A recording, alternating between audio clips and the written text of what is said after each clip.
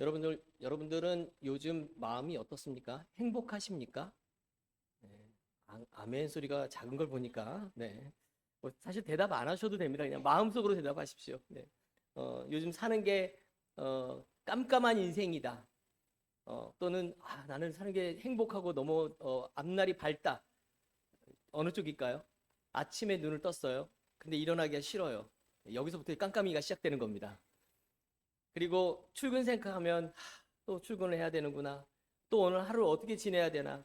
괜히 이런 생각하면 배부터 아프고요. 네, 집에 있어도 집에 있는 게 편하지 않고요.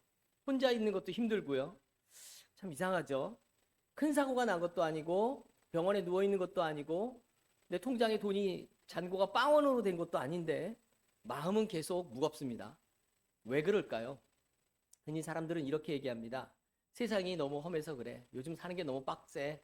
뭐, 그 다음에 경기가 안 좋아서 그래. 사람들이 다 예민해서 그래. 뭐, 이런 이야기들을 많이 합니다. 다 맞는 말입니다. 틀린 말은 아닙니다. 그런데 이런 상황을 가지고 성경은 상황에서 머무르지 않고 다음으로 질문을 던집니다. 지금 내가 있는 그 상황에서, 그 깜깜한 상황에서 너는 어떤 태도로 살고 있느냐? 이게 오늘 시편 100편이 우리에게 던지는 질문입니다.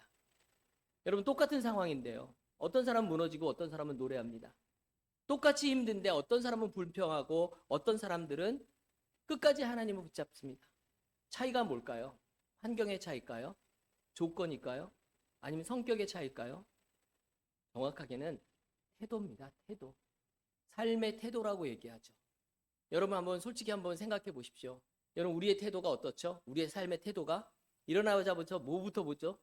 핸드폰부터 보잖아요. 예, 뉴스 보고 한숨 쉬죠. 그리고 날씨 보고 춥겠네. 아이고 오늘도 힘들겠다.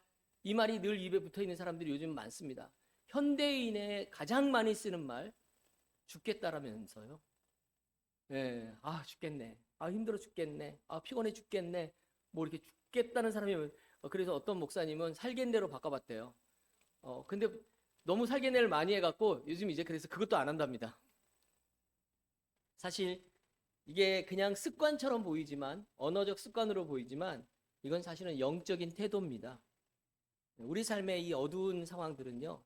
우리의 마음속의 어두움은 한 번에 확 밀려와갖고 삶이 갑자기 깜깜해지고 아무것도 안 보이고 막 이렇게 되지 않습니다. 조금씩 우리의 말과 생각과 그리고 반응 속으로 스며들어오는 게 우리의 삶의 어둠들입니다. 그리고 그걸 불행이라고 표현을 하죠. 그래서 오늘 시편 100편은 우리가 흔히 알고 있는 것처럼 이렇게 시작하지 않습니다. 형편이 나아지면 감사하자. 문제가 해결되면 찬양하자. 이렇게 시작하지 않습니다. 시편 100편은 처음부터 명령으로 시작합니다. 온 땅이여 여호와께 즐거운 소리를 낼지어다. 이 말이 무슨 말입니까? 기분 좋아서 하라는 말이 아니고요. 상황이 좋아질 때까지 기다리자는 말도 아닙니다. 여러분 이 말은 그야말로 지금 태도를 바꾸자라는 이야기입니다. 오늘 이 시편은 우리 삶이 감사하는 삶이 되면 좋겠다. 그래서 감사를 권면하는 권면이 아닙니다. 시편 100편 어둠 속에서 우리의 마음의 어둠 속에서 우리의 마음에 불행하다고 느껴지는 그 어두운 마음 속에서 이렇게 살아라 하고 주시는 지침서가 되어지는 게 시편 100편입니다.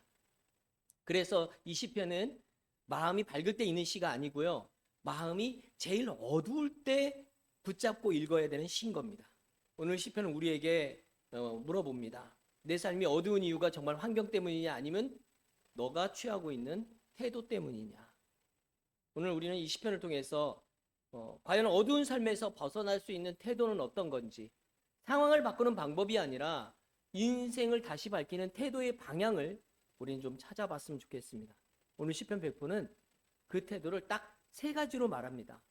그리고 이 세 가지는 기분이 좋아야 할 수 있는 게 아니라 믿음으로 결단해야 할 수 있는 태도입니다.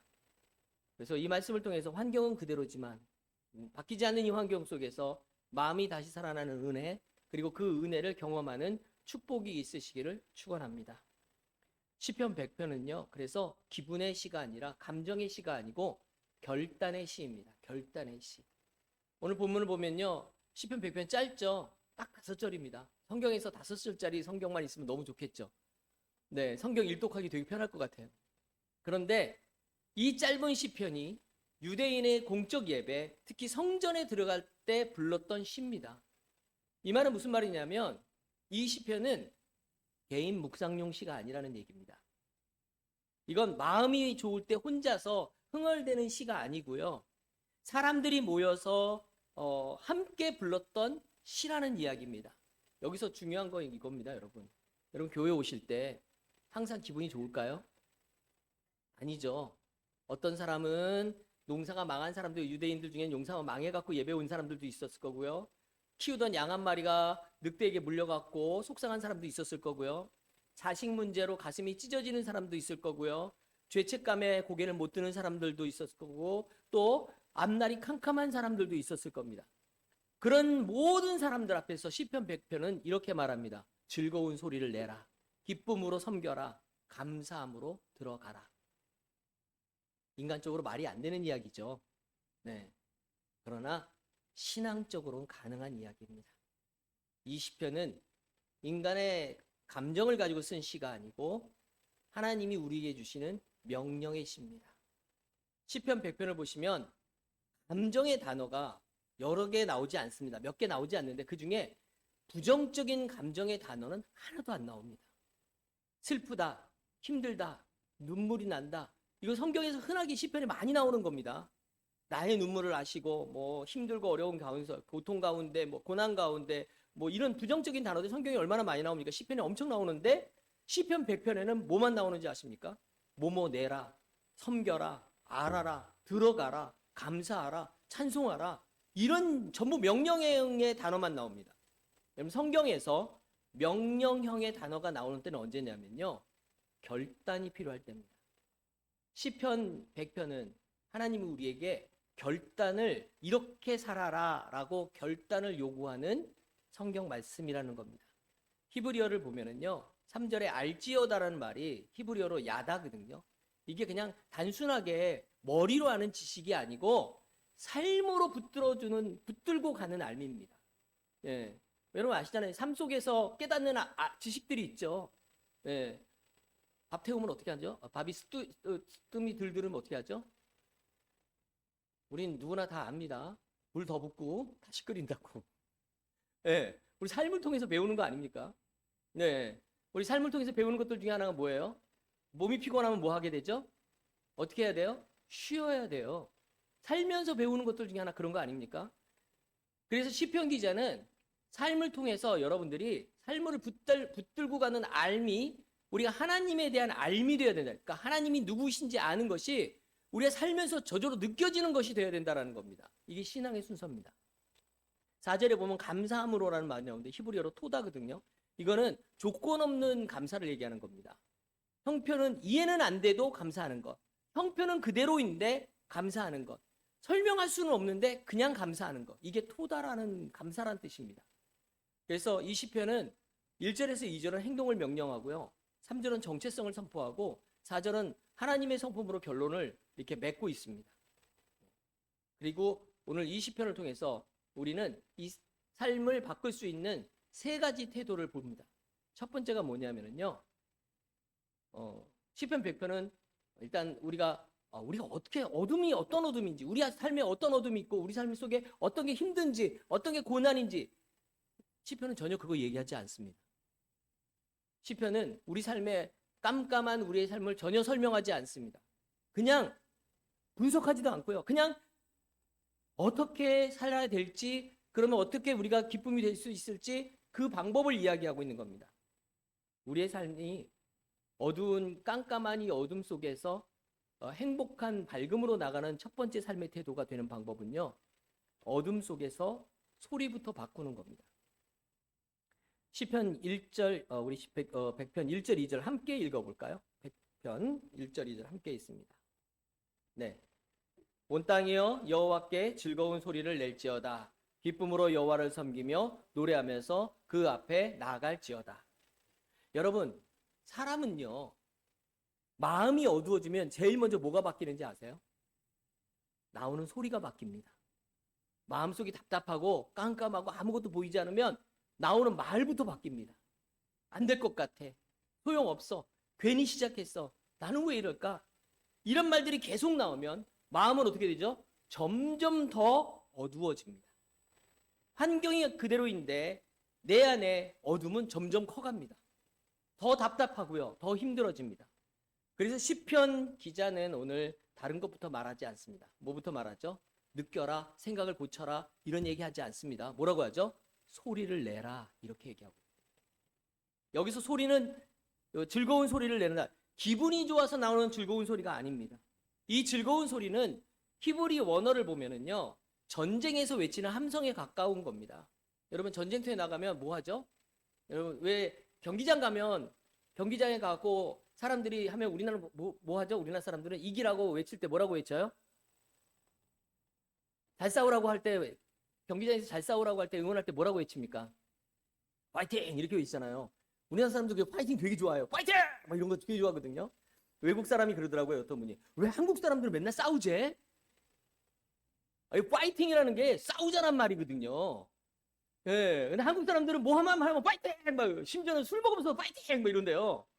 그래서 외국 사람들이 자기네가 이해 못하는 한국 문화 중에 하나가 한국 사람들 모이면 맨날 싸운대요. 싸우자고 외친다고 그 얘기를 하더라고요. 예. 파이팅! 이게 뭔 뜻이에요? 예.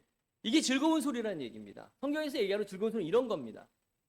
이런 거죠. 어둠아, 난 여기서 무너지지 않는다. 상황아, 네가 전부가 아니다. 하나님이 나의 왕이시다. 뭐 이런 거 외치는 거예요. 예, 그리고 파이팅 하는 겁니다. 이걸 입으로 선포하는 겁니다. 여러분 신앙은요. 마음이 따라올 때까지 기다리지 않습니다. 입으로 먼저 선포할 때 마음이 따라오는 게 신앙입니다. 그래서 첫 번째 태도, 우리의 어둠을 깨트리는 첫 번째 태도는요. 바로 소리를 내는 겁니다. 어둠 속일수록 소리를 바꾸십시오. 불평의 소리 대신에 하나님을 높이는 소리로 바꾸셔야 됩니다. 두 번째 우리가 바꿔야 되는 삶의 태도는요.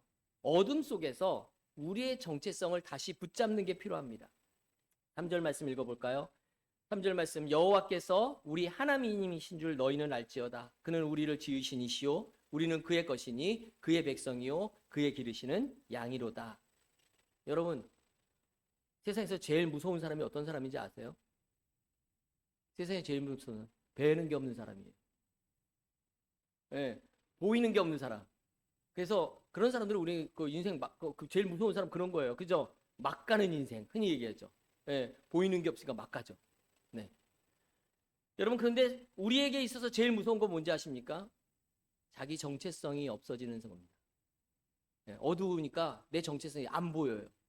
그러니까 깜깜하니까 어둠 속에 있으니까 내가 어떤 사람인지 보이지 않아요. 상황이 안 풀리면 사람들은 자기도 모르게 자기 상황을 말로 정리를 하거든요.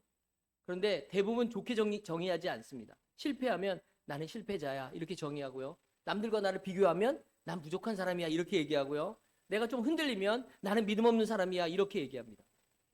이걸 내 정체성으로 보는 겁니다. 난 그런 사람이야 이렇게 보는 거죠. 그래서 난 안 돼 이렇게 얘기합니다. 그런데 시편 기자는 이걸 단호하게 끊어버립니다. 뭐라고 얘기하냐면 아니다. 너는 내 상황이 아니다 라고 얘기하는 겁니다. 그게 뭔지 아세요? 따라서 가슴에 손 얹고 네, 나는 목소리가 왜 이렇게 줄었을까요? 나는 하나님의 것이다. 여기서 알지어다 이렇게 얘기하잖아요. 성경에서. 그걸 알라는 겁니다. 나는 하나님의 것이다. 이게 내 정체성이에요. 예. 단순한 정보가 아니에요. 붙들고 버티는 알미입니다. 느끼지 않아도 확신이 안 생겨도 이거 놓지 말라는 겁니다. 내 확신 없어. 느껴지지도 않아. 그래도 여러분 꼭 기억하십시오. 나는 하나님의 것이다. 하나님이 나를 만드셨다. 하나님이 나를 소유하신다. 나는 버려진 존재가 아니다.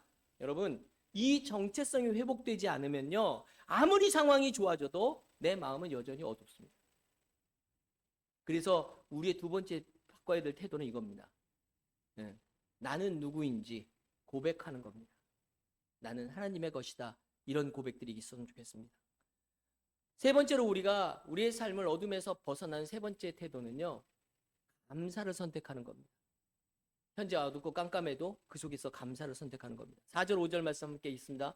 감사함으로 그의 문에 들어가며 찬송함으로 그의 궁정에 들어가서 그에게 감사하며 그의 이름을 송축할지어다. 4절만 볼게요. 여러분 이런 저는 오늘 보통 우리가 이렇게 생각을 합니다. 상황이 좋아지면 감사하겠다. 문제가 해결되면 감사하지 뭐. 그런데 시편은 거꾸로 얘기합니다. 뭐라고 얘기하냐면 감사함으로 들어가라고 얘기합니다. 뭐예요? 우리가 밝음으로 빛으로 행복으로 들어가는 그 길이 뭐예요? 감사라는 이야기입니다. 입장 방식이 감사했고요. 그 안으로 들어가면 거기에서부터 이제 밝음이, 행복이, 은혜가, 복이, 축복이 넘쳐나는 게 바로 감사라는 겁니다. 아까도 방금 말씀드렸지만 히브리어 원어에서 토다, 이 말은, 감사라는 말은 조건 없는 감사, 의지적 감사입니다. 말이 안 돼도 감사하는 겁니다. 지금은 이해 안 됩니다. 형편 그대로입니다. 그래도 주님 감사합니다. 주님 선하십니다. 이 감사가 바로 우리가 해야 되는 감사입니다.